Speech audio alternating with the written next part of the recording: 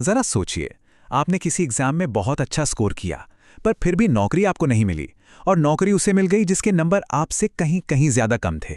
सुनने में ही कितना अजीब लगता है ना? पर यह कोई मनगढ़ंत कहानी नहीं है।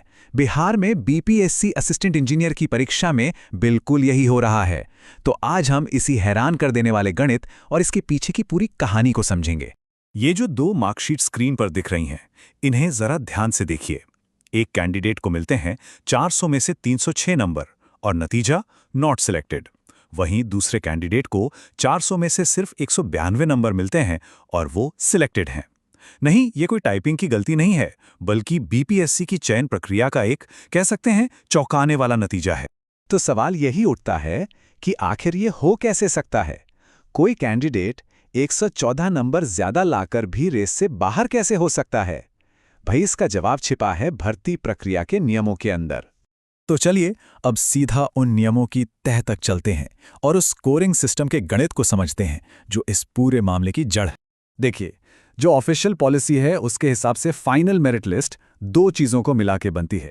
75% वेटेज मिलता है रिटन एग्जाम में मिले नंबरों को, और बाकी का 25% वेटेज दिया जाता है संविदा यानी कॉन्ट्रैक्ट पर काम करने के अनुभव को। अब कागज पर तो ये सब बड़ा सीधा साधा लगता है, लेकिन असलियत इससे काफी अलग है। अब इस स्लाइड पर खास ध्यान दीजिए, यहीं पर सारा का सारा गणित पलट जाता है। देखिए, बाईं ओर जो सरल गणना है उसे देखकर लगता है कि 25 एक्सपीरियंस के नंबर 400 नंबर की परीक्षा का एक छोटा सा हिस्सा ही तो हैं। लेकिन दाईं ओर वास्तविकता वाले हिस्से को देखिए। असल में होता यह है कि रिटन एग्जाम के 400 नंबरों को स्केल डाउन करके 75 के पैमाने पर ले आया जाता है, और इसी वजह से वो 25 एक्सपीरियंस के नंबर असल में रिटन एग्जाम के 133.33 नंबरों के बराबर हो जाते हैं। यही है वो छिपा हुआ खेल जो 306 नंबर लाने वाले को भी बाहर का रास्ता दिखा देता है। चलिए इस गणित को और आसान भाषा में समझते हैं। सबसे पहले तो 400 नंबर वाली परीक्षा के स्कोर को छोटा करके 75 नंबर का बना दिया जाता है। फिर जिन कैंडिडेट्स के पास कॉन्ट्रैक्ट पर काम करने का एक्सपीरियंस है उन्हें हर साल के 5 नंबर यानी ज्यादा से ज्यादा 25 नंबर तक दिए जाते हैं। तो फाइनल मेरिट 100 में से बनती है और बस यहीं से पूरा खेल बदल जाता है। और ये स्लाइड तो उस पूरी असमानता को एकदम साफ साफ दिखाती है। जब 400 नंबरों को 75 में बदला जाता है तो पता है क्या होता है? रिटन एग्जाम का हर एक नंबर फाइनल स्कोर में सिर्फ 0.1875 पॉइंट के बराबर रह जाता है।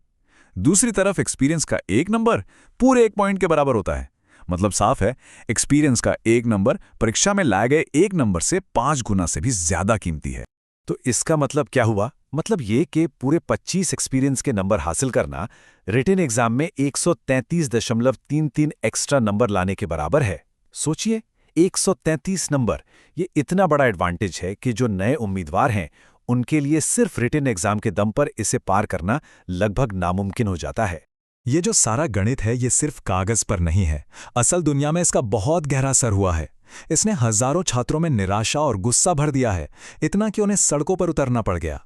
पिछले साल दिसंबर की ही बात है जब पटना की सड़कों पर सैकड़ों इंजीनियरिंग ग्रेजुएट्स ने इस पॉलिसी के खिलाफ जोरदार प्रदर्शन किया। शिवम कुमार जैसे प्रदर्शनकारियों की आवाज में एक ही बात थी कि यह सिस्टम नए और टैलेंटेड उम्मीदवारों की सालों की मेहनत पर पानी फेर रहा है। उनकी मांगे बिल्कुल साफ थी। वो चाहते थे कि एक्सपीरियंस के लिए मिलने वाला ये 25% का वेटेज पूरी तरह खत्म हो जाए और सिलेक्शन का सिर्फ एक ही आधार हो, कॉम्पिटिटिव एग्जाम में किसकी कितनी काबिलियत है। वो बस एक बराबरी का मौका, एक लेवल प्लेइंग फील्ड मांग रहे थे। ये पूरी बातचीत हमें एक बहुत ज़रूरी सवाल पर लाके खड़ा कर देती है। बीपीएससी की 2025 की जो भर्ती प्रक्रिया है वो भी इसी 25% वेटेज वाले नियम के साथ ही आगे बढ़ रही है। तो ऐसे में सवाल ये है कि क्या ये उन हज़ारों नए उम्मीदवारों के साथ वाकई में न्याय है जो सिर्फ अपनी मेहनत और काबिलियत के दम पर एक सरकारी नौकरी पाने का सपना देख रहे हैं?